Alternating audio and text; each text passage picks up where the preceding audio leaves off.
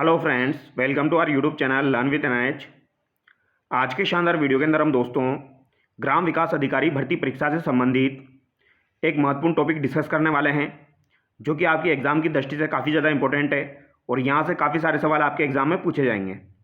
तो जो भी विद्यार्थी ग्राम विकास अधिकारी भर्ती परीक्षा 2025 की तैयारी कर रहे हैं, 2 नवंबर को इसका एग्ज़ाम आयोजित किया जाएगा और राजस्थान कृषि एवं आर्थिक संसाधन से यहाँ पर काफ़ी सारे सवाल पूछे जाएंगे। ये वाला जो टॉपिक है ये काफ़ी इंपॉर्टेंट टॉपिक है। यहाँ पर इसके अंतर्गत जो आपके टॉपिक दिए गए हैं वो आप देख सकते हो।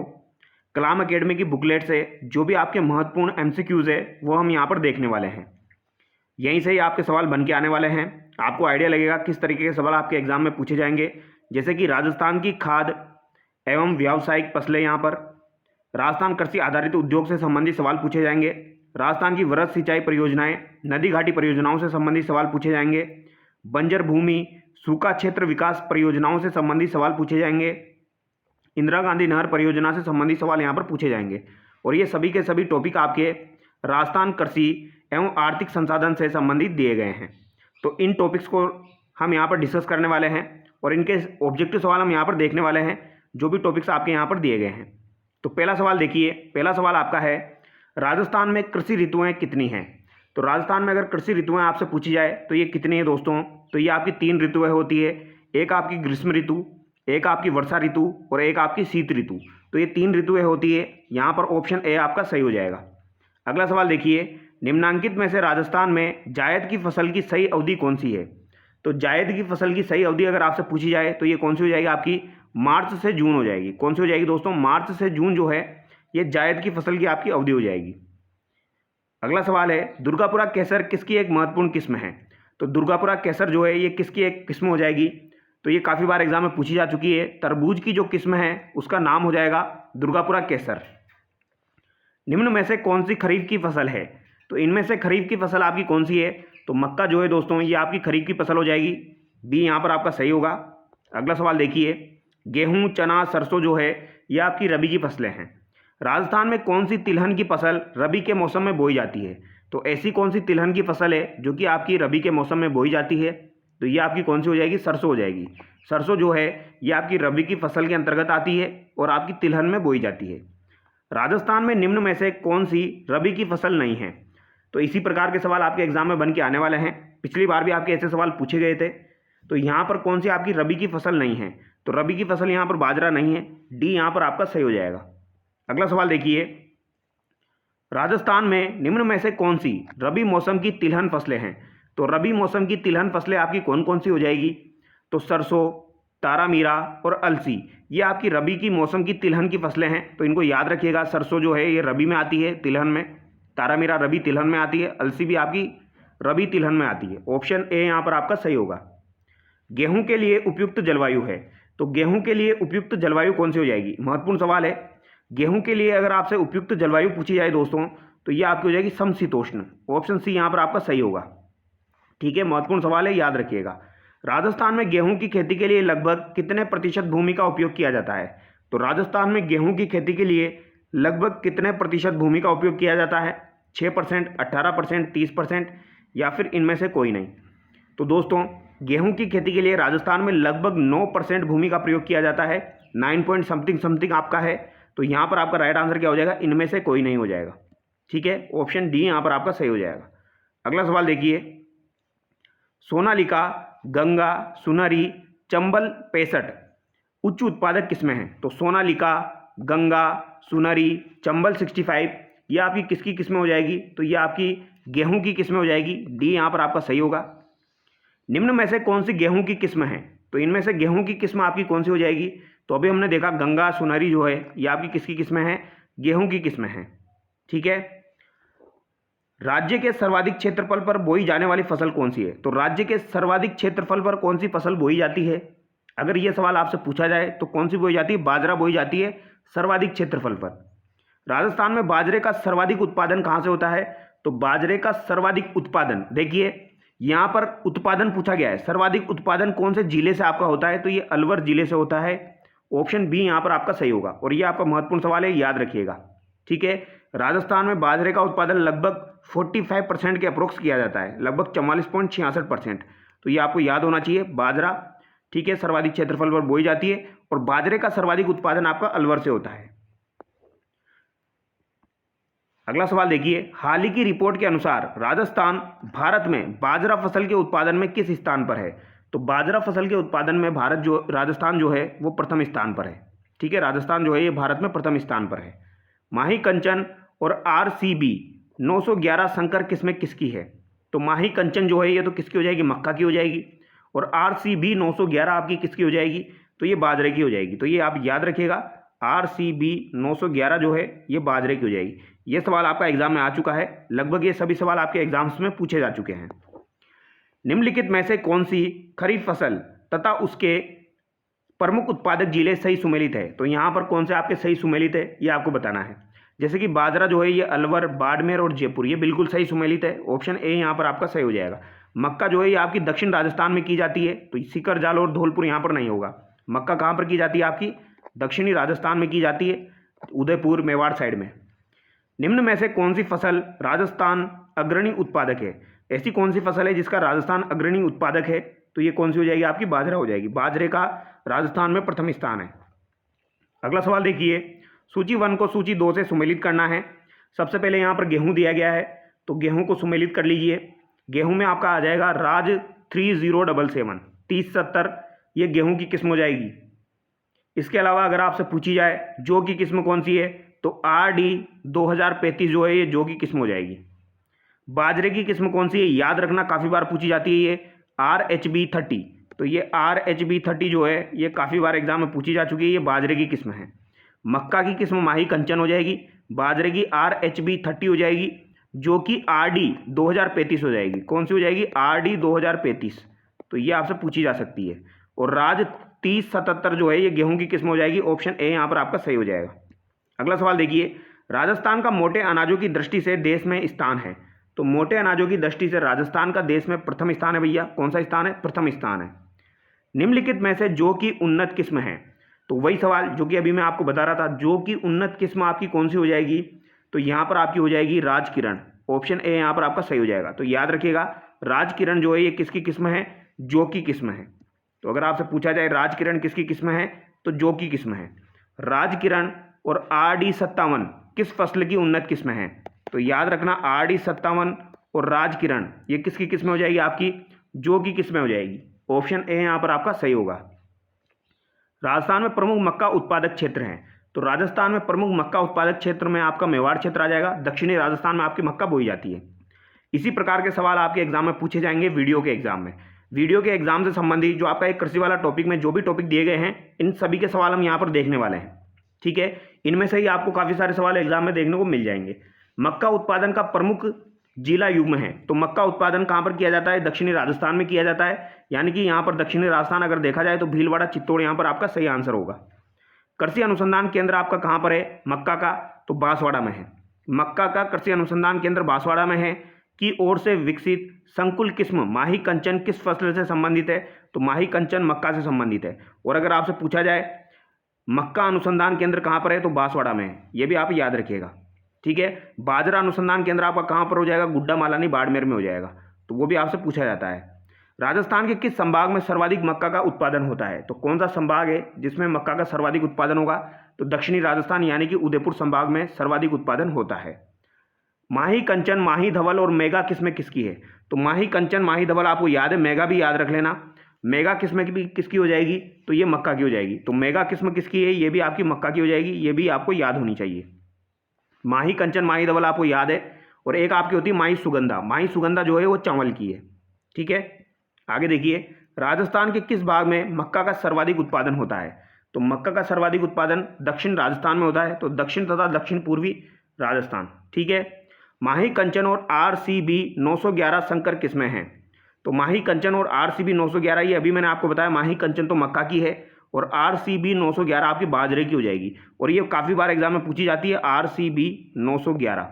ठीक है, किसकी है? मक्का की हो जाएगी भैया। ठीक है, अगला सवाल है, निम्नलिखित में से कौन सी व्यापारिक फसल है? तो कपास जो है ये आपकी व्यापारिक फसल में आती है। ऑप्शन ए बिल्कुल सही जाएगा। अगला सवाल देखिए, निम्नलिखित फसलों में से किसे प्रादेशिक भाषा में नरमा कहा जाता है? तो नरमा के नाम से किसे जाना जाता है? तो नरमा के नाम से कपास को ही जाना जाता है। ठीक है, कपास को नरमा के नाम से जाना जाता है और ये सवाल काफ़ी बार एग्जाम में आ चुका है। ये सभी सवाल आपके प्रीवियस ईयर से एग्जाम में पूछे जा चुके हैं, महत्वपूर्ण सवाल है। राजस्थान में अमेरिकन कपास का उत्पादन किन जिलों से होता है?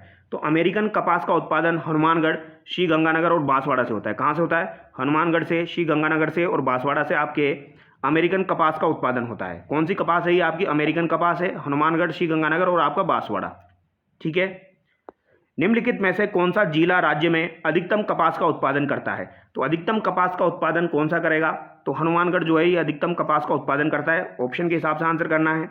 ठीक है, तो अधिकतम कपास का उत्पादन हनुमानगढ़ करता है। एक और इंपॉर्टेंट सवाल देखिए, ये सवाल जो है ये सेकंड ग्रेड में भी 2 से 3 बार आ चुका है। वीरनार, वरलक्ष्मी, शंकरफोर किस फसल की विकसित किस्में हैं? तो वीरनार, वरलक्ष्मी, शंकरफोर अगर आपसे पूछी जाए तो ये किसकी किस्में हैं भैया? तो ये कपास की किस्में हैं। अच्छे से याद कर लेना, वीरनार, वरलक्ष्मी, शंकरफोर। निम्नलिखित में से कौन से प्रमुख गन्ना उत्पादक जिले हैं? तो गन्ना उत्पादक जिला कौन सा है? बूंदी और श्रीगंगानगर जो है ये आपके ये गन्ना उत्पादक जिले हैं। ठीक है, एक तो आपका बूंदी में गन्ना होता है और एक आपका श्रीगंगानगर में काफ़ी गन्ना होता है। तो ये आप याद रखना, श्रीगंगानगर और बूंदी, इनमें गन्ना उत्पादन होता है अच्छा खासा। चावल की किस्म कौन सी है? तो माही सुगंधा जो है ये चावल की किस्म है, माही कंचन और माही धवल और इसके अलावा मेगा, ये तो किसकी किस्म है? आपकी मक्का की किस्में हैं। ठीक है, और माही सुगंधा जो है ये आपकी चावल की किस्में हैं। माही सुगंधा किस फसल की किस्म है? तो दोनों तरीके से सवाल पूछा जा चुका है, चावल की किस्म है। राजस्थान में प्रमुख ज्वार उत्पादक जिले हैं। तो राजस्थान में अगर प्रमुख ज्वार उत्पादक जिले अगर आपसे पूछे जाए तो ये कौन से आपके हो जाएंगे? तो एक तो आपका हनुमानगढ़ है, एक बीकानेर है। महत्वपूर्ण सवाल है। ज्वार उत्पादक जिले आपके हनुमानगढ़ और बीकानेर है। निम्न में से कौन सी तिलहन फसलें हैं? तो बताइए भैया कौन सी तिलहन फसलें? तो सरसों तिलहन फसलें रबी की, जो कि मैंने आपको बताई थी। राजस्थान में अलसी उत्पादक जिले कौन से हैं? तो ये सवाल भी काफ़ी बार एग्जाम में आ चुका है। अगर आपसे पूछा जाए अलसी सर्वाधिक कहाँ पर होती है? तो हाड़ौती क्षेत्र में होती है। अलसी कहाँ पर होती है भैया? हाड़ौती क्षेत्र में होती है, यानी बारा, कोटा, बूंदी, झालावाड़। तो डी यहाँ पर आपका सही हो जाएगा। ठीक है, निम्नलिखित में से कौन सा एक राजस्थान का अलसी उत्पादक प्रदेश है? तो हाड़ौती प्रदेश जो है ये आपका एक अलसी उत्पादक प्रदेश है। बी यहाँ पर आपका बिल्कुल सही हो जाएगा। ठीक है, अलसी कहाँ पर होगी? हाड़ौती प्रदेश में होगी। राजस्थान में राई सरसों के सबसे बड़े उत्पादक हैं। तो राई सरसों के सबसे बड़े उत्पादक कौन से हो जाएंगे? तो सरसों के सबसे बड़ा उत्पादक अलवर, भरतपुर, श्रीगंगानगर हो जाएगा। ठीक है, ऑप्शन डी यहाँ पर आपका सही होगा। सरसों अनुसंधान केंद्र आपका सेवर भरतपुर में है, तो वो भी आपको पता होना चाहिए। निम्नलिखित में से कौन सा राजस्थान में सरसों का प्रमुख उत्पादक क्षेत्र नहीं है? तो प्रमुख उत्पादक क्षेत्र सरसों का कौन सा नहीं है? तो यहाँ पर उत्तर पूर्वी क्षेत्र भी है, उत्तरी भी है, पूर्वी भी है, लेकिन दक्षिण क्षेत्र यहाँ पर नहीं है। दक्षिण क्षेत्र तो मक्का के लिए जाना जाता है। आप लोग मुझे कमेंट करके बताना, सरसों अनुसंधान केंद्र जो आपका सेवर भरतपुर में स्थित है उसकी स्थापना कब की गई थी? उसकी स्थापना एक बार एग्जाम में पूछी जा चुकी है, हो सकता है आपके एग्जाम में पूछी जाए। तो सरसों अनुसंधान केंद्र सेवर भरतपुर वाला जो है इसकी स्थापना कब की गई थी? निम्नलिखित में से राजस्थान के कौन से जिले सरसों उत्पादन में अग्रणी हैं? तो सरसों के उत्पादन में भैया भरतपुर आ जाएगा, अलवर आ जाएगा और गंगानगर आ जाएगा। तो भरतपुर जहाँ पर भी दिख जाए, अलवर जहाँ पर भी दिख जाए, यहाँ पर आपकी सरसों का उत्पादन सर्वाधिक होता है। चना का सर्वाधिक उत्पादन कहाँ पर होता है? तो चना का सर्वाधिक उत्पादन जो है वो आपका हनुमानगढ़ में होता है। इसको कैसे याद रखोगे? देखो, चने का भोग जो लगता है, चना जो बांटा जाता है वो हनुमान जी का जो होता है उसमें ही बांटा जाता है, कोई प्रोग्राम होता है तो हनुमानगढ़ से आप याद रख सकते हो। गंगानगर, हनुमानगढ़ जो है ये चना का सर्वाधिक उत्पादन यहाँ पर होता है। राजस्थान में इसबगोल की खेती के लिए जाना जाता है। तो इसबगोल की खेती कहाँ पर होती है? तो जालोर में आपकी इसबगोल की खेती होती है। इसबगोल के लिए आपका जालोर प्रसिद्ध है, सी यहाँ पर करेक्ट होगा। राजस्थान में जीरा के प्रमुख उत्पादक जिले हैं। तो जीरा का प्रमुख उत्पादन अगर राजस्थान में बोला जाए तो जीरा का प्रमुख उत्पादन आपका जालोर में होता है, जोधपुर में होता है और बाड़मेर में होता है। तो जालोर, जोधपुर, बाड़मेर जो है यहाँ पर जीरा का जो है ये सर्वाधिक उत्पादन होता है। डी यहाँ पर आपका बिल्कुल सही हो जाएगा। इंपॉर्टेंट सवाल है, दोनों आपके सवाल काफ़ी ज़्यादा इंपॉर्टेंट है, बार बार पूछे जाते हैं। सर्वाधिक तेल किसके बीजों में पाया जाता है? तो ये सवाल भी एक बार एग्जाम में पूछा गया था, सर्वाधिक तेल किसके बीजों में पाया जाता है? तो अगर ये सवाल आपसे पूछा जाए तो ये अरंडी के तेलों में पाया जाता है। डी यहाँ पर आप सही करना, अरंडी के तेलों में पाया जाता है। मूंगफली, सरसों, सोयाबीन, अरंडी, इसमें से कौन सा हो जाएगा? आपका अरंडी हो जाएगा। मूंगफली उत्पादन में राजस्थान भारत में स्थान रखता है। तो मूंगफली के उत्पादन में गुजरात जो है वो प्रथम स्थान रखता है, राजस्थान जो है वो दूसरा स्थान रखता है। तो यहाँ पर बी हम सही करेंगे। राजस्थान का अन्न भंडार खाद की टोकरी कहलाने वाला जिला है। तो खाद की टोकरी कहलाने वाला जिला आपका कौन सा हो जाएगा? श्रीगंगानगर यहाँ पर हो जाएगा। ठीक है, खाद की टोकरी कहलाने वाला जिला कौन सा है? श्री गंगानगर है। इसे अन्न भंडार के नाम से भी जाना जाता है। राजस्थान में अफीम उत्पादक क्षेत्र कौन से हैं? तो अफीम कहाँ पर होता है? ये भी आपका महत्वपूर्ण सवाल है, पूछा गया है 2 से 3 बार। अफीम जो है ये आपका एक तो चित्तौड़गढ़, एक झालावाड़ है, एक बारा है, यानी वर्षा वाले क्षेत्रों में ज़्यादा होता है। तो याद रखना, चित्तौड़गढ़ है, झालावाड़ है, बारा साइड में ये होता है। मेनली आपको चित्तौड़गढ़ झालावाड़ ही याद रखना है, ये 2 ऑप्शन काफ़ी बार दिए जाते हैं। तो चित्तौड़गढ़, झालावाड़ और बारा में आपका अफीम का उत्पादन होता है। एशिया महाद्वीप का सबसे बड़ा कृषि फार्म कहाँ स्थित है? तो एशिया महाद्वीप का सबसे बड़ा कृषि फार्म आपका सूरतगढ़ श्री गंगानगर में स्थित है। बी यहाँ पर आपका सही होगा। किन फसलों के उत्पादन में राजस्थान भारत में प्रथम स्थान रखता है? तो भारत में प्रथम स्थान रखता है एक तो सरसों के उत्पादन में, बाजरा के उत्पादन में और ग्वार के उत्पादन में। ए यहाँ पर हम सही करेंगे।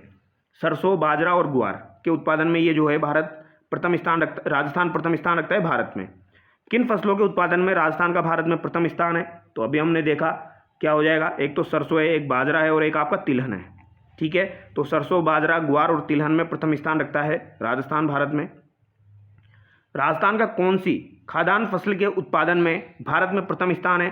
तो बाजरा में प्रथम स्थान हो जाएगा भारत का, राजस्थान का भारत में। यह आप याद रखना। रुकिए, यहाँ पर देखिए राजस्थान का कौन सी खाद्यान्न फसल में भारत में प्रथम स्थान है। तो यहाँ पर देखिए इस सवाल में थोड़ी सी मिस्टेक है, प्रथम स्थान आपका बाजरा में भी हो जाएगा, इसके अलावा ग्वार में भी हो जाएगा। तो दोनों यहाँ पर सही है। ठीक है, तो ए भी सही है यहाँ पर और डी भी सही है। अगला सवाल देखिए, आर्थिक सर्वेक्षण 2022-23 के अनुसार वर्ष 2021-22 में देश में मूंगफली उत्पादन में राजस्थान का कौन सा स्थान है? तो यहाँ पर राजस्थान का कौन सा स्थान है मूंगफली उत्पादन में? तो ये तो अभी मैंने आपको बताया, राजस्थान का कौन सा स्थान हो जाएगा? राजस्थान का यहाँ पर स्थान है भैया मूंगफली उत्पादन में दूसरा। बी यहाँ पर आपका सही होगा। वर्ष 2021-22 में देश के कुल बाजरा उत्पादन में राजस्थान का योगदान कितना है? तो 21-22 के हिसाब से देखा जाए, तो 21-22 के हिसाब से देखा जाए तो ये पुराना सवाल हो गया आपका। उस समय आपका 38.98 था, अभी परिवर्तित हो चुका है, अभी आपका 44.66% के अप्रोक्स है, ये आपको ध्यान रखना है। ठीक है, लगभग 45% के आसपास। अगला सवाल देखिए, नीचे भारत में 2022-23 में विभिन्न कृषि फसलों के उत्पादन में राजस्थान का स्थान दिया गया है, गलत विकल्प आपको बताना है। चने का स्थान तीसरा है, ज्वार का तीसरा है, मूंगफली का दूसरा है, सोयाबीन का प्रथम है। सोयाबीन का प्रथम स्थान नहीं है, ये आपको ध्यान रखना है। सोयाबीन के उत्पादन में जहाँ तक मुझे याद है राजस्थान 3rd स्थान रखता है। ठीक है, अगला सवाल देखिए, राजस्थान की कृषि सांख्यिकी रिपोर्ट 2021-22 के अनुसार कुल उत्पादन की दृष्टि से निम्नलिखित फसलों को घटते क्रम में व्यवस्थित कीजिए। तो घटते क्रम में आपको व्यवस्थित करना है। सबसे पहले आपका गेहूँ आ जाएगा, फिर आपका बाजरा है, फिर आपका कौन है, फिर यहाँ पर आपका आ जाएगा मक्का, फिर आपका क्या आ जाएगा चावल। तो यहाँ पर आपका राइट आंसर क्या हो जाएगा? ADBC हो जाएगा। ठीक है, सी यहाँ पर आपका करेक्ट होगा। अगला सवाल देखिए, राजस्थान की निम्न में से कौन सी फसल मावठ से लाभान्वित नहीं होती है? तो मावठ से लाभान्वित कौन सी फसल नहीं होती है? तो खरीफ की जो फसल होगी वो लाभान्वित नहीं होगी, यानी कपास यहाँ पर लाभान्वित नहीं होता है। राजस्थान में कितने कृषि विज्ञान केंद्र है? तो राजस्थान में लगभग 47 कृषि विज्ञान केंद्र है। सी यहाँ पर आपका सही होगा, 47 जो है ये कृषि विज्ञान केंद्र है। आगे देखिए, निम्नलिखित स्थानों में से कहाँ पर राजस्थान का प्रथम centre of excellence indigenous farm स्थापित किया जाना प्रस्तावित है? तो centre of excellence indigenous farm जो है ये कहाँ पर आपका स्थापित किया जाना प्रस्तावित है? तो ये आपका पाली में बनने जा रहा है। कहाँ पर बनने जा रहा है? पाली में बनने जा रहा है, centre of excellence indigenous farm. तो ये आप याद रखना, ये कहाँ पर बनने जा रहा है? पाली में बनने जा रहा है। अगला सवाल देखिए, आर्थिक समीक्षा 2023-24 के अनुसार राजस्थान के सकल राज्य मूल्य वर्धन GSVA में वर्ष 2023 में कृषि एवं संबंधित क्षेत्र का योगदान प्रचलित कीमतों पर कितना था? तो यहाँ पर प्रचलित कीमतों पर 26.72 था उस समय। तो यहाँ पर ए आपका करेक्ट होगा। 2022-23 के अनुसार शुद्ध बोए गए क्षेत्र का प्रतिशत कितना है भूमि उपयोग में? तो शुद्ध बोए गए क्षेत्र का प्रतिशत हो जाएगा 53.74%।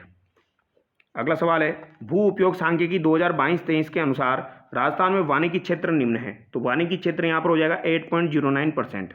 राजस्थान संघ का कार्य है, तो राजस्थान संघ का कार्य लघु वन उपज का संग्रह, मत्स्य बीज फार्म संचालन, कृषि उपज का क्रय। यहाँ पर तीनों आपका सही होगा, कृषि उपज का क्रय, मत्स्य बीज फार्म संचालन, लघु उपज वन उपज का संग्रह, ये तीनों यहाँ पर राजस्व संघ का कार्य हो जाएगा। और इसका जो नया डाटा है वो मैं टेलीग्राम पर आपको अपलोड करवा दूंगा, तो आप उसको एक बार देख लेना। ICAR द्वारा राजस्थान कितने कृषि जलवायु क्षेत्रों में विभाजित किया गया है? तो ICAR द्वारा जो है कृषि जलवायु क्षेत्र जो है ये 10 भागों में विभाजित किया गया है। बी यहाँ पर आपका सही होगा। ठीक है, 10 कृषि जलवायु क्षेत्रों में बांटा गया है। अगला सवाल देखिए, निम्न में से कौन से जिलों का समूह अर्ध शुष्क पूर्वी मैदानी क्षेत्र के अंतर्गत आता है? तो अर्ध शुष्क पूर्वी मैदानी क्षेत्र के अंतर्गत कौन सा आता है, ये आपको बताना है। तो ये कौन सा आ जाएगा आपका? जयपुर अजमेर टोंक वाला जो हिस्सा है वो आपका अर्ध शुष्क पूर्वी मैदानी क्षेत्र में आ जाएगा। सिरोही पाली जालोर जिले जो है ये राजस्थान के किस कृषि जलवायु खंड के अंतर्गत आते हैं? तो ये किस कृषि जलवायु खंड के अंतर्गत आते हैं? तो ये आपके सेकंड बी के अंतर्गत आते हैं। सी यहाँ पर आपका सही होगा, सेकंड बी के अंतर्गत ये आते हैं। ठीक है, सिरोही पाली जालोर सेकंड बी के अंतर्गत आते हैं। अगला सवाल देखिए, राजस्थान में 2023-24 में कुल खाद्यान्न उत्पादन का अग्रिम अनुमान है? तो ये 2023-24 का है। अभी करंट का आपको ध्यान रखना है। 2023-24 का तो 245 था, अभी ये बढ़ चुका है, तो अभी वाला आपको ध्यान रखना है। ठीक है, अभी शायद 262 के अप्रोक्स है, तो वो मैं नया डाटा आपको अवेलेबल करवा दूंगा एक पेज में, तो उसको आप एक बार देख लेना। राजस्थान में 2024-25 के अंतिम उत्पाद समग्र दोनों खरीफ और रबी जो लाख मीट्रिक टन में है के आधार पर निम्नलिखित को घटते क्रम में व्यवस्थित कीजिए। तो ऐसा सवाल भी आपका बन सकता है। तो यहाँ पर सबसे पहले आपका क्या हो जाएगा? अनाज उत्पादन हो जाएगा। उसके बाद आपका यहाँ पर तिलहन आ जाएगा, यानी ए के बाद में सी आएगा। फिर आपका दलहन उत्पादन आएगा, फिर आपका गन्ना उत्पादन आएगा। ठीक है, तो यहाँ पर आपका ए बिल्कुल सही होगा। सबसे पहले अनाज उत्पादन, फिर आपका तिलहन उत्पादन, फिर दलहन उत्पादन, दलहन के पहले तिलहन है, फिर आपका गन्ना उत्पादन लास्ट में है। आगे देखिए, राष्ट्रीय बीजी मसाला केंद्र स्थित है? तो राष्ट्रीय बीजी मसाला केंद्र आपका तबीजी अजमेर में स्थित है, तो यहाँ पर सी आपका सही होगा। केंद्रीय शुष्क बागवानी संस्थान कहाँ पर है?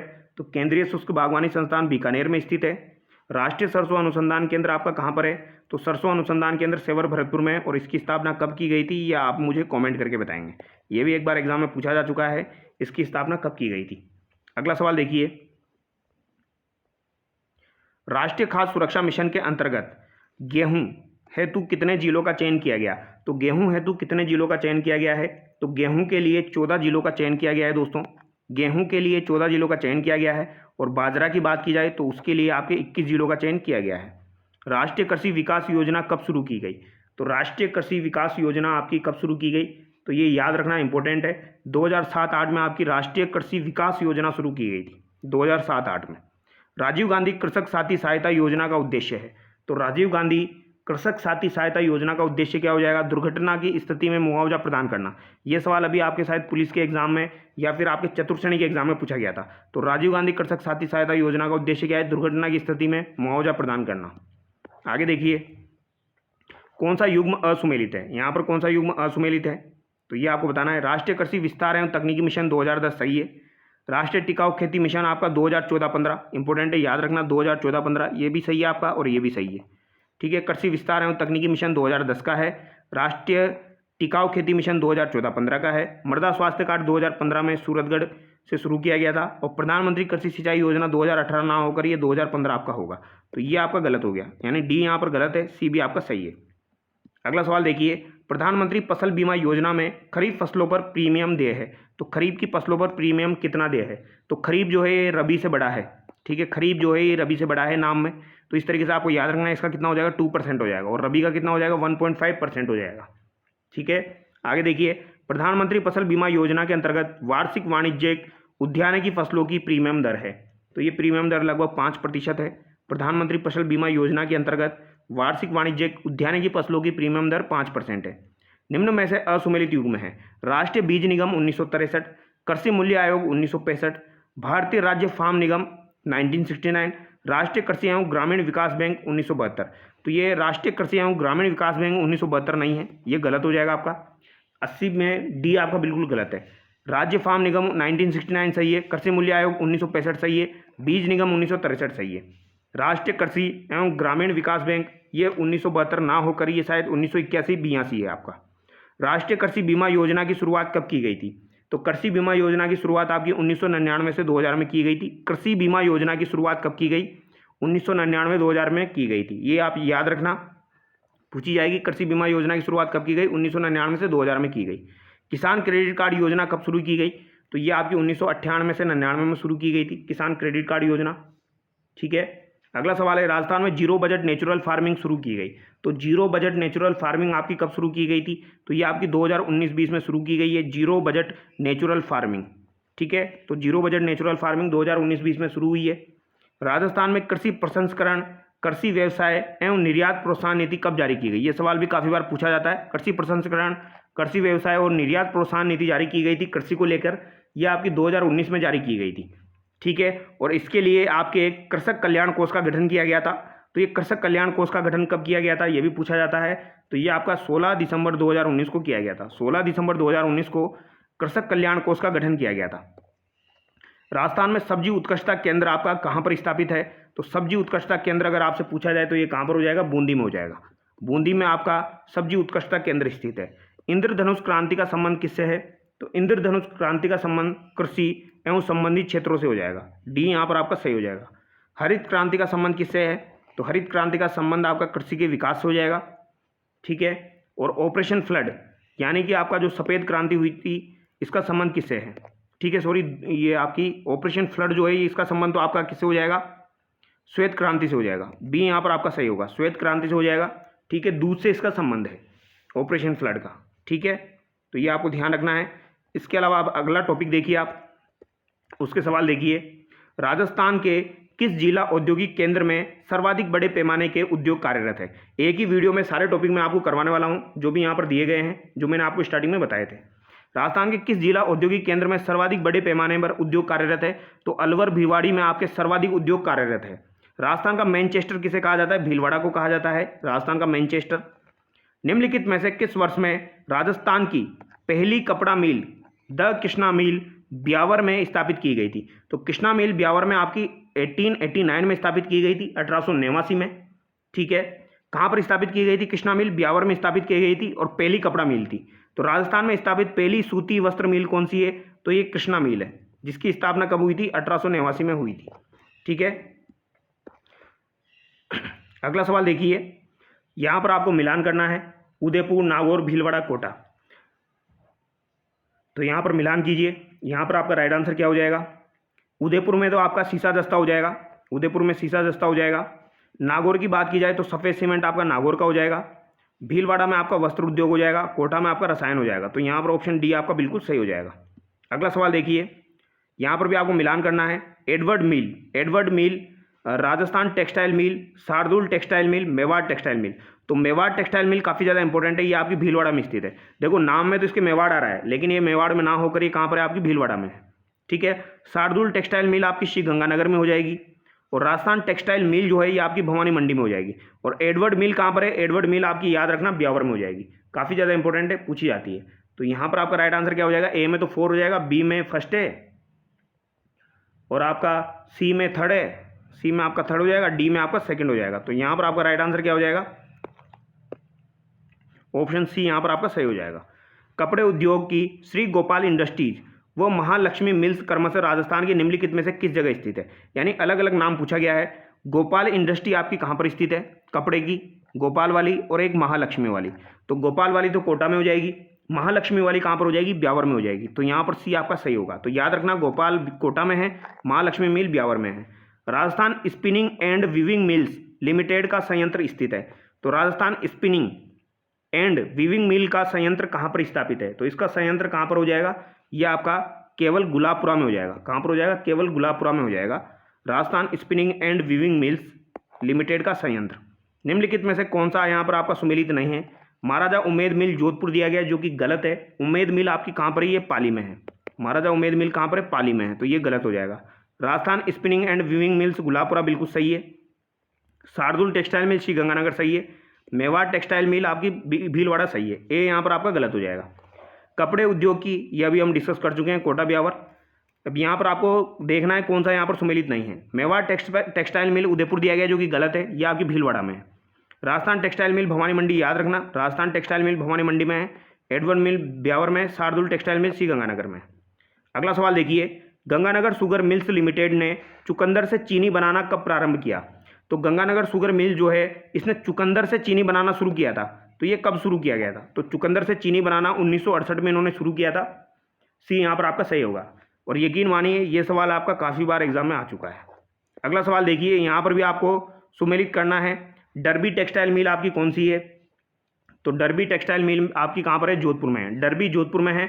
मॉडर्न आपकी कहाँ पर हो जाएगी?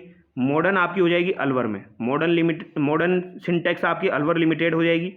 आदित्य मिल्स लिमिटेड कहाँ पर हो जाएगी, तो आदित्य वाली कहाँ पर है, आदित्य वाली आपकी किशनगढ़ में है। और सुदर्शन टेक्सटाइल मिल आपकी कोटा में हो जाएगी। तो सुदर्शन और वो आपकी गोपालपुरा जो थी वो आपकी कहाँ पर हो जाएगी, कोटा में हो जाएगी। आदित्य मिल्स लिमिटेड किशनगढ़ में है, मॉडर्न सिंटेक्स आपकी अलवर में है, डरबी आपकी जोधपुर में है। ठीक है, तो यहाँ पर बी आपका सही होगा। याद रखना, आदित्य किशनगढ़ में, मॉडर्न अलवर में, डरबी जोधपुर में और सुदर्शन आपकी कोटा में है। चुकंदर पर आधारित प्रथम चीनी उद्योग स्थापित हुआ था, तो 1968 में कहाँ पर हुआ था, श्री गंगानगर में आपका हुआ था। ठीक है, अगला सवाल है, राजस्थान में चीनी उद्योग के स्थानीयकरण को कौन से कारक प्रभावित करते हैं। तो कौन से कारक प्रभावित करेंगे, मील के आसपास के क्षेत्रों में गन्नों की उपलब्धता प्रभावित करती है, बिल्कुल सही बात है। परिवहन की सुविधा भी प्रभावित करेगी, सल्फर एवं चूने की उपलब्धता भी प्रभावित करती है और शस्त्र एवं कुशल श्रम भी प्रभावित करता है। तो ये चारों चीज़ें प्रभावित करती है, बी यहाँ पर आपका सही हो जाएगा। अगला सवाल देखिए, राजस्थान में प्रथम चीनी मिल किस वर्ष स्थापित की गई थी। प्रथम चीनी मिल भोपाल सागर आपकी चित्तौड़गढ़ में स्थापित की गई थी 1932 में, ए यहाँ पर आपका सही हो जाएगा। स्टेट वुलन मिल स्थित है, तो स्टेट वुलन मिल कहाँ पर स्थित है, ये बीकानेर में आपकी स्थित है। स्टेट वुलन मिल कहाँ पर हो जाएगी, बीकानेर में। निम्नलिखित में से कौन सा राजस्थान में एक ऊनी वस्त्र मिल का केंद्र नहीं है। तो ऊनी वस्त्र मिल का केंद्र कौन सा नहीं है, जोधपुर है, लाडनू नागौर है, चूरू भी है, हनुमानगढ़ नहीं है। ठीक है, ऊनी वस्त्र का जो केंद्र है वो हनुमानगढ़ नहीं है, जोधपुर है, लाडनू है, चूरू है। अगला सवाल देखिए, क्वेश्चन नंबर 19। यहाँ पर भी आपको मिलान करना है, सिंपल सा सवाल है, ऐसा सवाल काफ़ी बार एग्जाम में पूछा जाता है। देखिए, जेके टायर तो आपका कांकरोली में हो जाएगा, इसमें तो कोई डाउट ही नहीं होना चाहिए। फिर इसके अलावा देखिए, यहाँ पर राजस्थान कोऑपरेटिव मिल्स जो है इसमें आपका क्या हो जाएगा, ये आपकी राजस्थान कोऑपरेटिव मिल्स गुलाबपुरा में हो जाएगी। वस्टेड स्पिनिंग मिल कहाँ पर हो जाएगी, तो वस्टेड स्पिनिंग मिल जो है ये आपकी चूरू में हो जाएगी। और श्री सीमेंट कहाँ पर है, ब्यावर में है, तो श्री सीमेंट याद रखना ब्यावर में हो जाएगा। वस्टेड स्पिनिंग मिल आपकी चूरू में है और राजस्थान कोऑपरेटिव मिल्स आपकी गुलाबपुरा में है। जेके टायर कांकरोली में है, यहाँ पर सी आपका बिल्कुल सही होगा। अगला सवाल देखिए, राजस्थान में सर्वप्रथम वनस्पति घी उद्योग स्थापित किया गया था, तो ये भीलवाड़ा में स्थापित किया गया था। सर्वप्रथम वनस्पति घी उद्योग। सरसों तेल घानी उद्योग के लिए प्रसिद्ध जिला कौन सा है, तो सरसों के लिए प्रसिद्ध जिला मैंने आपको बताया था भरतपुर हो जाएगा, भरतपुर याद रखना। राजस्थान कोऑपरेटिव डेयरी फेडरेशन की स्थापना कब की गई, तो RCDF की स्थापना यानी राजस्थान कोऑपरेटिव डेयरी फेडरेशन की स्थापना कब की गई थी, तो इसकी स्थापना आपकी 1977 में की गई थी। महत्वपूर्ण सवाल है, पूछा जाता है। RCDF लिमिटेड का जर्म प्लाज्म स्टेशन स्थित है, तो जर्म प्लाज्म स्टेशन RCDF का कहाँ पर स्थित है, ये आपसे पूछा गया है। तो ये कहाँ पर आपका हो जाएगा भैया, ये आपका हो जाएगा नरवा खींचियान जोधपुर में, खींचियान जोधपुर में हो जाएगा, नरवा खींचियान जोधपुर में। ठीक है, जर्म प्लाज्म स्टेशन जो है RCDF का, ये आपका कहाँ पर है, खींचियान जोधपुर में है। राजस्थान में जेट्रोफा आधारित बायोडीजल प्लांट अवस्थित है, तो जेट्रोफा आधारित बायोडीजल प्लांट आपके कहाँ पर अवस्थित है, तो ये कहाँ पर हो जाएंगे, ये आपके हो जाएंगे दोस्तों झामरकोटड़ा उदयपुर में। तो जेट्रोफा आधारित बायोडीजल प्लांट आपके कहाँ पर है, झामरकोटड़ा उदयपुर में है। राजस्थान में पहली औद्योगिक नीति कब जारी की गई थी, तो ये सिंपल सा सवाल है, आपकी 1978 में राजस्थान की पहली औद्योगिक नीति जारी की गई थी, याद रखना 1978 में। ठीक है, राजस्थान की पहली औद्योगिक नीति जारी की गई थी 1978 में। अगला सवाल देखिए, निम्न में से किस वर्ष में राजस्थान सूक्ष्म लघु और मध्यम उद्यम नीति शुरू की गई, तो ये कब शुरू की गई, ये आपकी 2022 में शुरू की गई थी। ठीक है, सूक्ष्म लघु और मध्यम उद्यम नीति, सॉरी ये आपकी 2022 में शुरू नहीं हुई थी, ये आपकी 2019 में शुरू हुई थी। ठीक है, डी यहाँ पर आपका सही होगा, सूक्ष्म लघु और मध्यम उद्यम नीति ये आपकी 2019 में शुरू हुई थी। ठीक है, डी यहाँ पर आपका सही होगा, इसको याद रखना। अगला सवाल देखिए, जयपुर में EPIP उत्तर भारत का सबसे बड़ा निर्यात पार्क है, निम्नलिखित में से EPIP का पूर्ण रूप क्या है, तो इसका पूर्ण रूप आपका क्या हो जाएगा, export promotion industrial park. D यहाँ पर आपका सही हो जाएगा, एक्सपोर्ट प्रमोशन इंडस्ट्रियल पार्क यहाँ पर आपका सही हो जाएगा। अगला सवाल देखिए, रिको ने अलवर जिले के किन औद्योगिक क्षेत्र में जापानी जोन स्थापित नहीं किए, तो कहाँ पर जापानी जोन स्थापित नहीं किया है, यह आपसे पूछा गया है। निमराना में किया, घिलोट में किया, निमराना घिलोट में किया, थानागाजी में नहीं किया है, सी यहाँ पर गलत हो जाएगा। रिको द्वारा फूड पार्क विकसित किया गया, तो रिको के द्वारा 4 जगह पर आपके फूड पार्क विकसित किए गए थे, उनमें से एक अलवर भी था आपका, एक जोधपुर था, एक कोटा था और एक श्री गंगानगर था। तो ये 4 जगह आपके जो है वो फूड पार्क स्थापित किए गए थे। राजस्थान में किस स्थान पर प्रथम मसाला पार्क की स्थापना की गई, तो प्रथम मसाला पार्क की स्थापना आपकी जोधपुर में की गई और द्वितीय मसाला पार्क की स्थापना आपकी कोटा में की गई। ठीक है, यहाँ पर कौन सा पूछा गया है, यहाँ पर प्रथम पूछा गया है। दूसरा पूछा जाए तो दूसरा मसाला पार्क आपका कोटा में स्थापित किया गया है। निम्नलिखित में से कौन सा एग्रो फूड पार्क रिको द्वारा विकसित नहीं किया गया? तो एक तो आपका श्रीगंगानगर में उद्योग विहार विकसित किया गया, जो कि आपका सबसे छोटा है, ठीक है। एक बोरानाडा जोधपुर विकसित किया गया, जो कि आपका सबसे बड़ा है, ठीक है। ये भी आपको याद रखना है, छोटा बड़ा भी पूछ लिया गया है। एक आपका रणपुर कोटा में है, ये भी आपका बिल्कुल सही है, यानी ए बी सी तो यहाँ पर सही है। एक आपका मत्स्य नाम से है, मत्स्य नाम से हो जाएगा, MIA के नाम से, ये आपका अलवर में है, ठीक है। तो ये 4 आपके फूड पार्क है, किशनगढ़ अजमेर में नहीं है, ये आपको ध्यान रखना है, ठीक है। अगला सवाल देखिए, निम्नलिखित में से कौन सा रिको द्वारा विकसित एक एग्रो फूड पार्क नहीं है? तो कौन सा यहाँ पर नहीं है? रनपुर वाला है, बोरानाडा है, उद्योग विहार है। कमानीपुरा वाला यहाँ पर नहीं है, ठीक है। एग्रो फूड पार्क रानपुर स्थित है, तो ये कोटा में स्थित है। रिको द्वारा विकसित निम्नलिखित में से कौन सा एग्रो फूड पार्क क्षेत्रफल के अनुसार सबसे बड़ा है?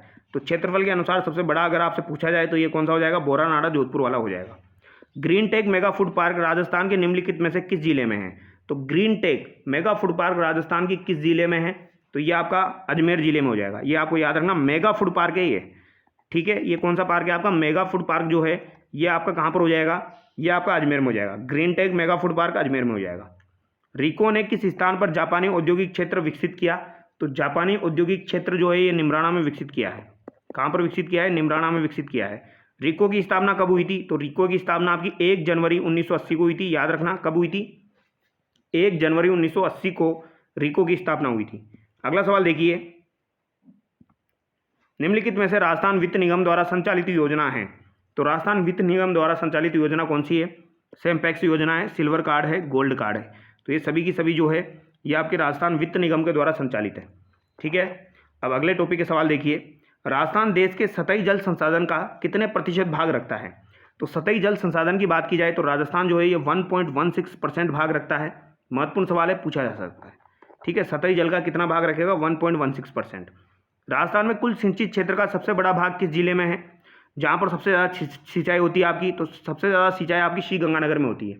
कहाँ पर होती है? श्रीगंगानगर में होती है। राजस्थान में सर्वाधिक क्षेत्र में सिंचाई होती है, तो राजस्थान में सर्वाधिक क्षेत्र में सिंचाई कुएं और नलकूपों से होती है। किन से होती है? नलकूपों से और कुएं से सर्वाधिक सिंचाई होती है।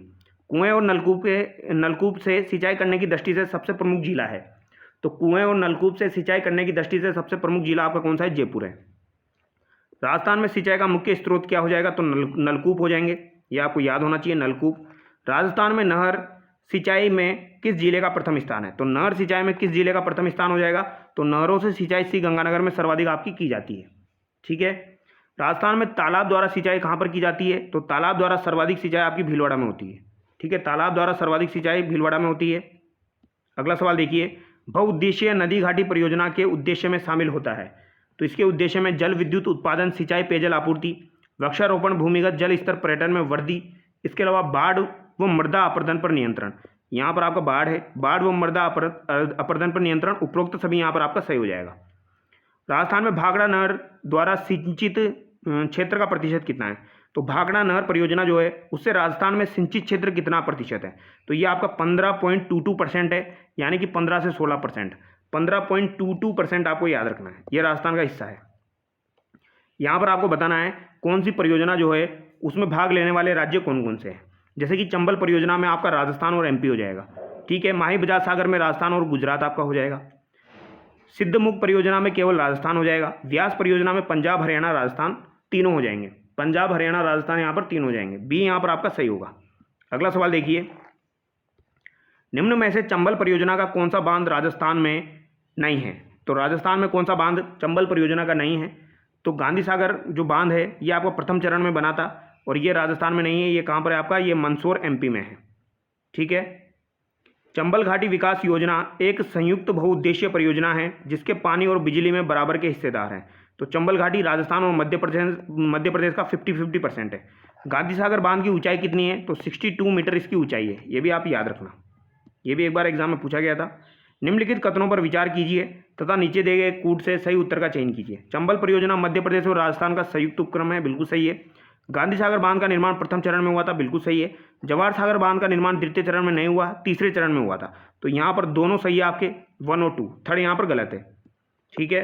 राजस्थान की पहली नहर परियोजना है, तो राजस्थान की पहली नहर परियोजना कौन सी है? गंग नहर है। पहली नहर परियोजना पूछी जाए तो गंग नहर है, क्योंकि इसका निर्माण 1927 में आपका कंप्लीट हो गया था।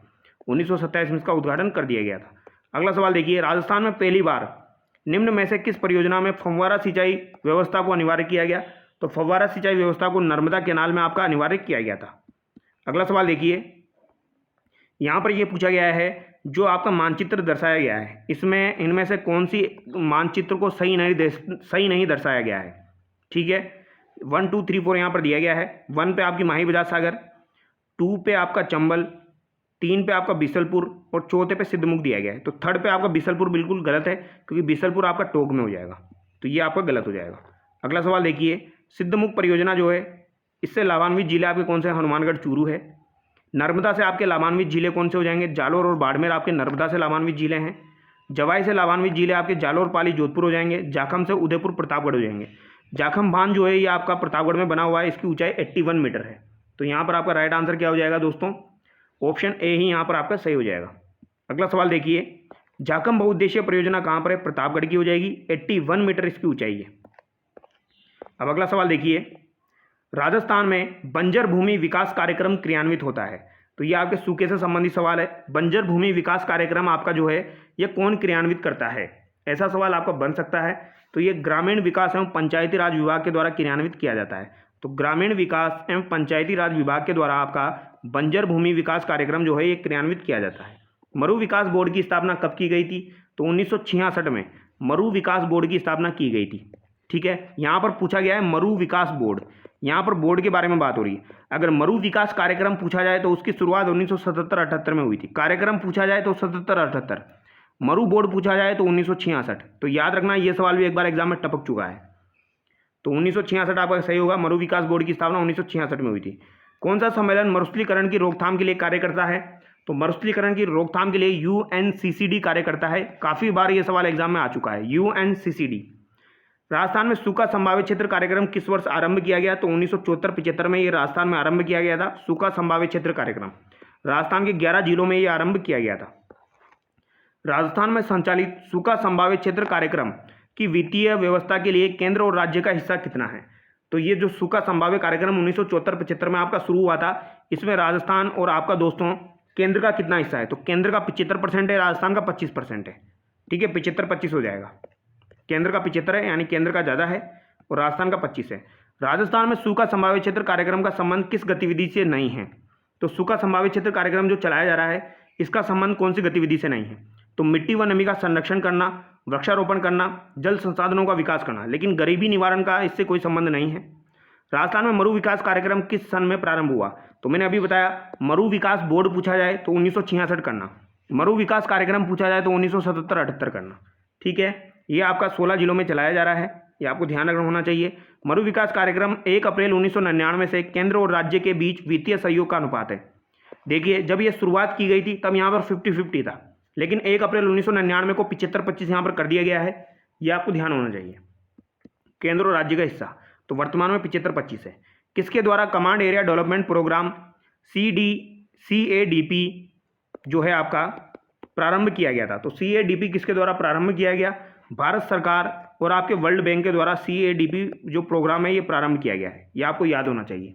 ठीक है, कमांड एरिया डेवलपमेंट प्रोग्राम जो है ये किसके द्वारा प्रारंभ किया गया? तो command area development programme Bharat सरकार और वर्ल्ड बैंक के द्वारा प्रारंभ किया गया। तो याद रखना वर्ल्ड बैंक जो है वो कमांड कर रहा है, इस तरीके से याद रख सकते हो। सूखा संभावित कार्यक्रम कितने जिलों में चलाया जा रहा है? तो अभी मैंने आपको बताया 11 जिलों में चलाया जा रहा है, जबकि आपका मरु विकास कार्यक्रम 16 जिलों में चलाया जा रहा है। अगला सवाल है, जल संभर विकास कार्यक्रम में निम्नलिखित में से किस एक कार्यक्रम को समाहित नहीं किया गया है? तो यहाँ पर कौन से कार्यक्रम को समाहित नहीं किया गया है? तो जल स्वावलंबन योजना जो है इसको समाहित नहीं किया गया है। DPAP शामिल है, DDP शामिल है, IWDP शामिल है, यानी मरुस्थल विकास कार्यक्रम, समन्वित बंजर भूमि कार्यक्रम, सूखा प्रवण क्षेत्र कार्यक्रम इसमें शामिल है। भयंकर अकाल जो राजस्थानी लोगों में छपनिया अकाल के नाम से जाना जाता है, ये कब हुआ था? तो छपनिया अकाल जो है ये 1899 से 1900 AD में आपका हुआ था, यानी 1899 से 1900 ईस्वी में हुआ था। और विक्रम संवत पूछा जाए तो विक्रम संवत 1956 में हुआ था। ठीक है, तो 1899 में 1900 ईस्वी में हुआ था और विक्रम संवत कौन सा हो जाएगा? 1956 हो जाएगा। छपनिया अकाल के मुख्य लक्षण क्या थे? तो छपनिया अकाल जो पड़ा था बहुत भयंकर अकाल था। पीने के पानी की अनुपलब्धता, पशुओं के चारे की अनुपलब्धता, मनुष्यों के भोजन की सामग्री की अनअवेलेबिलिटी। तो ये आपको ध्यान रखना है, यहाँ पर जो है 1 2 3 आपका सही होगा। अगला सवाल देखिए, त्रिकाल का संबंध है, तो त्रिकाल का संबंध किससे हो जाएगा? अनिश्चित वर्षा, चारा भोजन व जल में कमी, भूमिगत जल वनस्पति व फसल की कमी, और अत्यधिक ताप। तो यहाँ पर त्रिकाल का संबंध किससे है? तो चारा भोजन और जल की कमी से त्रिकाल का संबंध हो जाएगा। तो याद रखना, चारा भोजन और जल की कमी से किसका संबंध है? त्रिकाल का संबंध है। राजस्थान के लिए एक कहावत है अकाल से संबंधित, तीजो कुरियो आठों काल। तो इसमें कुरियो का क्या अर्थ है? तो तीजो कुरियो आठों काल में कुरियो का अर्थ क्या हो जाएगा? अर्धकाल से हो जाएगा। कुरियो का अर्थ है अर्धकाल। निम्न में से किस जिले में सूखे की संभावना सर्वाधिक है? तो सूखे की संभावना सर्वाधिक आपकी चूरू में है, बीकानेर में है, जोधपुर में है, बाड़मेर में है। पश्चिमी राजस्थान में सूखे की संभावना काफ़ी ज़्यादा है। राजस्थान में किस वर्ष में सूखा प्रभावित जिलों की संख्या सर्वाधिक थी? तो सूखा प्रभावित जिलों की संख्या सर्वाधिक आपकी कब थी दोस्तों? तो ये 2002 से 2003 में आपकी सूखा प्रभावित जिलों की संख्या सर्वाधिक थी, 2002 से 2003 में। इस समय लगभग आपके 32 के 32 जिले जो है वो सूखे से प्रभावित थे। 2020-21 में कितने जिले अकाल से प्रभावित हुए? तो 2020-21 में कितने जिले अकाल से प्रभावित हुए थे? 6 जिले 2020-21 में प्रभावित हुए थे। ठीक है, अभी आप 23-24 का और 24-25 का याद रखना। ठीक है, अगला सवाल देखिए, वर्ष 2002-2003 में राजस्थान के कितने जिले सूखे से प्रभावित थे? 2002-2003 में 32 जिले सूखे से प्रभावित थे, और उस समय 32 जिले ही हुआ करते थे। 32 के 32 आपके सूखे से प्रभावित थे। निम्नलिखित वर्षों में से किस वर्ष में अकाल में राजस्थान सर्वाधिक जनसंख्या प्रभावित हुई? तो सर्वाधिक जनसंख्या कब प्रभावित हुई थी अकाल में? अब यहाँ पर 2002-2003 नहीं दिया गया है, तो 2009-2010 में भी आपका एक अकाल आया था। इस समय आपकी सर्वाधिक प्रभावित हुई थी। तो ऑप्शन ए यहाँ पर आपका सही हो जाएगा। अगला सवाल देखिए, भारत मौसम विभाग IMD की परिभाषा के अनुसार भयंकर सूखा होता है जब वर्षा में कमी होती है। तो वर्षा में कितनी कमी होती है जब भयंकर सूखा होता है? तो यहाँ पर आपकी 50% से अधिक की जब कमी होती है तो सूखा होता है। राजस्थान में मरुस्थलीकरण का मूल कारण क्या है? तो मरुस्थलीकरण का अगर मूल कारण आपसे पूछा जाए तो ये क्या हो जाएगा भैया? तो सूखे की बारंबारता जो है वो प्रमुख कारण यहाँ पर हो जाएगा। सूखे की बारंबारता जो है वो प्रमुख कारण यहाँ पर होगा। निम्न में से कौन सा राजस्थान में मरुस्थलीकरण का कारण नहीं है? तो मरुस्थलीकरण का कारण यहाँ पर कौन सा नहीं है, ये आपको बताना है। तो मरुस्थलीकरण का कारण यहाँ पर कौन सा नहीं है? अतिचारण, जैविक कृषि। जैविक कृषि जो है ये मरुस्थलीकरण का कारण कैसे हो सकता है? तो सी यहाँ पर बिल्कुल गलत हो गया। जनसंख्या आधिक्य भी है, अति जुताई भी है, अतिचारण भी है। राजस्थान में मरुस्थलीकरण का सर्वप्रमुख कारण है। तो मरुस्थलीकरण का सर्वप्रमुख कारण क्या हो जाएगा, ये आपको बताना है। तो ये हो जाएगा आपका अनियंत्रित पशुचारण। क्या हो जाएगा दोस्तों? अनियंत्रित पशुचारण जो है ये सर्वप्रमुख कारण है। बड़े पैमाने पर खनन कार्य, वाष्पोत्सर्जन की दर, अरावली पर्वतों की उच्च ऊंचाइयां। अनियंत्रित पशुचारण यहाँ पर सही माना गया था। डी यहाँ पर आपका सही होगा। अगला सवाल देखिए, राजस्थान में मरुस्थलीकरण के प्रसार को रोकने के लिए किस नहर के निकट हरित पट्टिका का विकास किया गया है? तो इंदिरा गांधी नहर के निकट जो है हरे पौधे लगाए जा रहे हैं, यानी यहाँ पर हरित पट्टिका का विकास किया गया है। राजस्थान में मरुस्थलीकरण की सबसे प्रभावी प्रक्रिया कौन सी है? तो मरुस्थलीकरण में सबसे प्रभावी प्रक्रिया आपकी पवन अपर्दन है, क्योंकि यहाँ पर पवनें जो है वो बहुत तेज गति से चलती है, तो पवन अपर्दन सर्वाधिक होता है। भारत के मरुस्थलीकरण एवं भू अवनयन एटलस इसरो के अनुसार राजस्थान में मरुस्थलीकरण से प्रभावित क्षेत्र है। तो इसरो के अनुसार देखा जाए तो ये 62.06% है। कितना है? 62.06%। अगला सवाल देखिए, चौधरी कुंभाराम नहर द्वारा लाभान्वित जिला युग्म है। तो चौधरी कुंभाराम नहर द्वारा लाभान्वित जिला युग्म आपका हनुमानगढ़ झुंझुनू हो जाएगा। यहाँ पर कुछ लिफ्ट नहरें दी गई है, इनको सुमेलित करना है। जैसे कि कंवरसेन लिफ्ट नहर। कंवरसेन लिफ्ट नहर जो है ये आपकी बीकानेर से संबंधित है। ठीक है, कंवरसेन बीकानेर से संबंधित है। गंदेली साहिबा आपकी चूरू से संबंधित है। राजीव गांधी लिफ्ट नहर आपकी किससे संबंधित है? तो ये आपकी जोधपुर से संबंधित है। और गजनेर लिफ्ट नहर आपकी नागौर से संबंधित है। यहाँ पर सी आपका सही हो जाएगा। ऐसा सवाल आपका पूछा जाएगा, इंदिरा गांधी नहर का निर्माण कार्य वर्ष 1958 में प्रारंभ हुआ था, तो इसका उद्गम कहाँ से होता है? तो इसका उद्गम आपका सतलज व्यास नदी के हरिके बैराज से होता है। और ये सवाल अभी आपका दोस्तों चतुर्थ श्रेणी एग्जाम में पूछा गया था। इंदिरा गांधी नहर किस नदी से निकाली गई? तो इंदिरा गांधी नहर आपकी किस नदी से निकाली गई है? सतलज नदी से निकाली गई है। ठीक है, इंदिरा गांधी नहर तो आपको बहुत अच्छे से याद होगी क्योंकि आपने काफ़ी बार पढ़ी होगी। इंदिरा गांधी नहर परियोजना जो है इसके संबंध में सही कथन नहीं है। इंदिरा गांधी नहर परियोजना भारत की सबसे बड़ी नहर परियोजना है। इसमें 204 किलोमीटर लंबी फीडर नहर है। यह पोंग बांध से प्रारंभ होती है जो सतलज और व्यास नदी के संगम पर स्थित है। इसमें 7 लिफ्ट नहरें हैं जो विभिन्न जिलों में पानी दिया जाता है। तो सी यहाँ पर गलत हो जाएगा क्योंकि ये पोंग बांध से प्रारंभ नहीं होती, ये हरिके बैराज से प्रारंभ होती है। बाकी फीडर नहर की लंबाई 204 किलोमीटर बिल्कुल सही है, सबसे बड़ी नहर परियोजना है। ठीक है, और 7 लिफ्ट नहरें भी इसमें हैं। इंदिरा गांधी फीडर नहर की लंबाई कितनी है? तो 204 किलोमीटर है। और इंदिरा गांधी की मुख्य नहर की लंबाई पूछी जाए तो मुख्य नहर की लंबाई 445 किलोमीटर है और टोटल लंबाई इंदिरा गांधी नहर की 649 किलोमीटर है। तो तीनों लंबाई याद होनी चाहिए। इंदिरा गांधी नहर की शाखाओं को उत्तर से दक्षिण सही क्रम में जमाइए। तो इंदिरा गांधी नहर की 9 शाखाएं हैं, इनको उत्तर से दक्षिण जमाना है। तो सबसे पहले आपकी अनूपगढ़ है, पुगलगढ़ है बीकानेर में, बिरसलपुर है, चारणवाला है। तो यहाँ पर सी जो है ये आपका सही होगा, अनूपगढ़, पुगलगढ़, बिरसलपुर, चारणवाला। तो यहाँ पर ये कृषि से संबंधित जो भी आपके टॉपिक थे वो हमने डिस्कस किए हैं दोस्तों, ठीक है। इसकी पीडीएफ और थ्योरी वाली पीडीएफ जो है वो मैंने टेलीग्राम पर अपलोड की हुई है, तो आप एक बार उसको देख लेना और दोबारा से फिर से अपलोड कर दूंगा। ये जो 5 टॉपिक थे इनके सवाल हमने देखे हैं मोस्ट इंपॉर्टेंट, जो कि आपके एग्जाम में बन सकते हैं। चलिए दोस्तों, नेक्स्ट वीडियो में मिलते हैं। Thank you so much. Video के रिगार्डिंग आप टेलीग्राम चैनल को ज्वाइन कर लीजिए, वहाँ पर काफ़ी सारे सवाल अपलोड किए जाते हैं।